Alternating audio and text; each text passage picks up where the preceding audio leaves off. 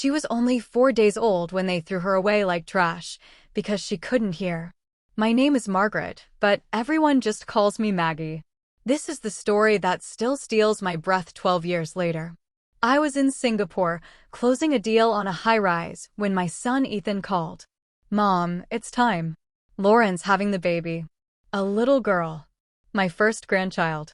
I dropped everything, promised I'd be on the first flight out of Changi. Ethan laughed, told me to finish my meetings, the baby would still be there in a week. I should have known something was wrong by how calm he sounded. I landed in Boston after 28 hours of travel, clutching a tiny pair of cashmere booties and a hand-carved wooden rabbit I'd bought in the airport. I drove straight to their perfect house in Dover, Massachusetts, white clapboard, hydrangeas, the kind of place that belongs on a postcard. Ethan opened the door looking like he hadn't slept in days. Lauren stood behind him, immaculate, not a hair out of place.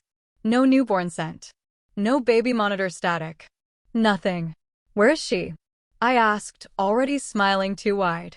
Ethan's eyes slid away from mine. Come inside, Mom. We have to talk. They sat me down in the sunroom, the one they never use because the furniture is too nice. Lauren folded her manicured hands and said the words I'll hear in my nightmares forever. We placed her for adoption. It's final. I laughed, because it had to be a sick joke. It wasn't. She's deaf, Ethan muttered. Completely. Both ears. We can't raise a child with special needs. Lauren's parents agree. It would ruin everything. Ruin everything. My granddaughter was 4 days old and already ruined in their eyes. I begged. I screamed. I threatened. I offered to take her myself, raise her alone, move back from London tomorrow. Ethan just kept repeating the same sentence like a robot.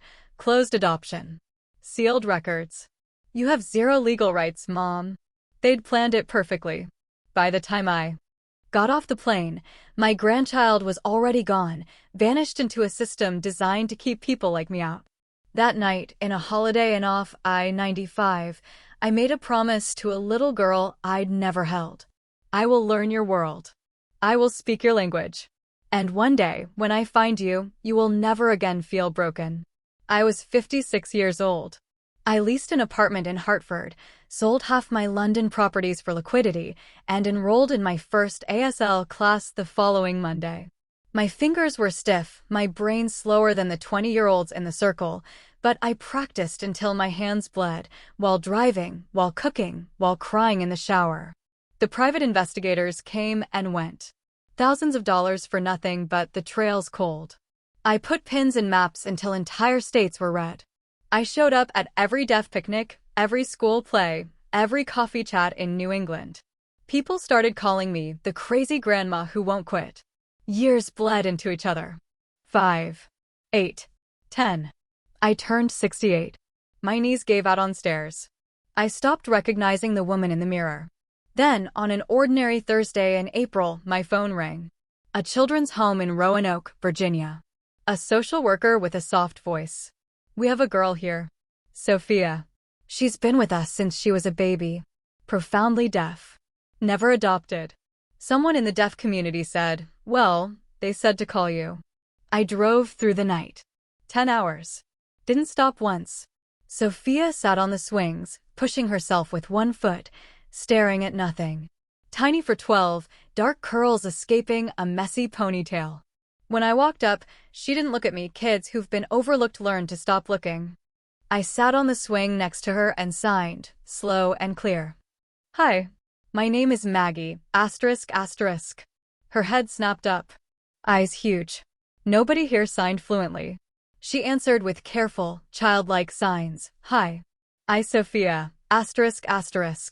I noticed it then, the tiny crescent birthmark on her collarbone. Ethan has the exact same one. My heart actually stopped. 3 days later, the DNA test came back in a courthouse basement, 99.8% match. She was mine. The judge asked Sophia, through an interpreter, do you want Maggie to be your family forever? Sophia looked straight at me, eyes shining, and signed one word so fiercely it broke me. Yes. We flew to London the next month. She clung to my hand the whole flight, terrified of the plane, terrified of hope.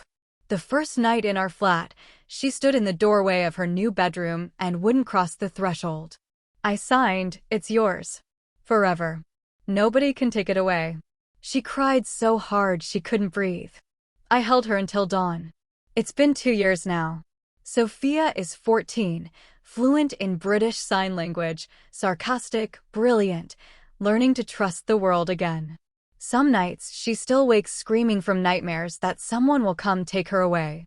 I crawl into her bed and sign against her back until she falls asleep. I found you across 12 years and 3,000 miles. Nobody is ever taking you from me again. Asterisk, asterisk. My son Ethan still won't speak to me. That's fine. I have my granddaughter. And she has a grandmother who learned an entire language just to say 3 words she desperately needed to hear. You were always wanted.